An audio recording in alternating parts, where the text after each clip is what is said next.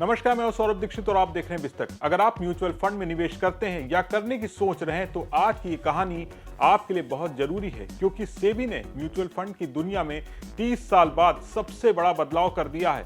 बुधवार को सेबी बोर्ड ने एक ऐतिहासिक फैसला लेते हुए सेबी म्यूचुअल फंड्स रेगुलेशन 2026 को मंजूरी दे दी है। इसी के साथ ही 1996 से चले आ रहे पुराने नियम अब इतिहास बन जाएंगे। लेकिन सवाल यह है, ये नए नियम आखिर हैं क्या?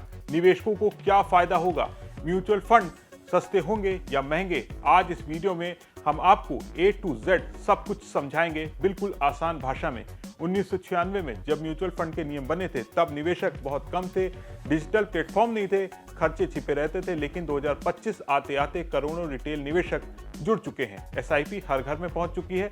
पारदर्शिता सबसे बड़ा मुद्दा बन गई है। सेबी को लगा कि पुराने नियम आज के वक्त के हिसाब से भारी, जटिल और निवेशक विरोधी हो चुके हैं। इसलिए सेबी ने पूरे नियमों की लाइन बाय लाइन समीक्षा की है और नया ढांचा तैयार किया है। सेबी चेयरमैन तुहिन कांत पांडे ने कहा, सेबी के म्यूचुअल फंड नियमों को काफी सरल बना दिया गया है। नियमों की लंबाई 162 पेज से घटाकर 88 पेज रह गई है। शब्दों की संख्या 67,000 से घटकर 31,000 कर दी गई, यानी कम कागज, कम भ्रम और ज्यादा स्पष्टता। अब आते हैं असली मुद्दे पर, TER यानी टोटल एक्सपेंस रेशियो। पहले समझते हैं TER क्या होता है। पहले TER में सब कुछ जुड़ा हुआ होता था। फंड मैनेजमेंट की fees, brokerage, GST, STT, stamp duty और सेबी फीस। निवेशकों को बस एक नंबर दिखता था, अंदर क्या छुपा है कोई नहीं जानता था। अब क्या होगा?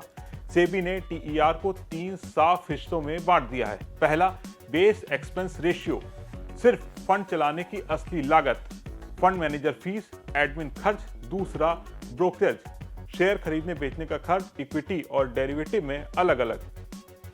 तीसरा, statutory and regulatory levies, GST, STT, CTT, stamp duty, SEBI fees और एक्सचेंज चार्जेस। ये सब एनुअल्स पर अलग से दिखेंगे।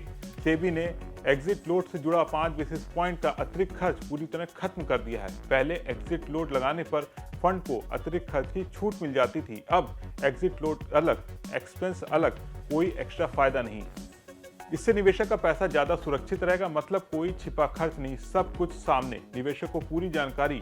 अब बात करते हैं ब्रोकरेज की। Equity cash segment. पहले ब्रोकरेज औसतन 12 बेसिस पॉइंट लगती थी। सेबी का प्रस्ताव 2 बेसिस पॉइंट का था, अब फाइनली 6 बेसिस पॉइंट का हो गया, यानी पहले से कम, लेकिन फंड हाउस के लिए व्यवहारिक। ऐसे डेरिवेटिव सेगमेंट में पहले ब्रोकरेज 1 बेसिस पॉइंट थी, अब 2 बेसिस पॉइंट लगेगी, लेवी अलग से लगेगी। परफॉर्मेंस बेस्ड एक्सपेंस को मिली है हरी झंडी। सेबी ने पहली बार परफॉर्मेंस लिंक्ड एक्सपेंस स्ट्रक्चर को मंजूरी दी है। मतलब अगर फंड अच्छा रिटर्न देगा तभी फंड मैनेजर को ज्यादा fees. No performance, no extra fees. हालांकि ये सुविधा चुनिंदा स्कीम्स के लिए होगी। कई नियमों के तहत सेबी ने कुछ स्कीम्स के लिए एक्सपेंस रेशियो की सीमा को घटा दिया है।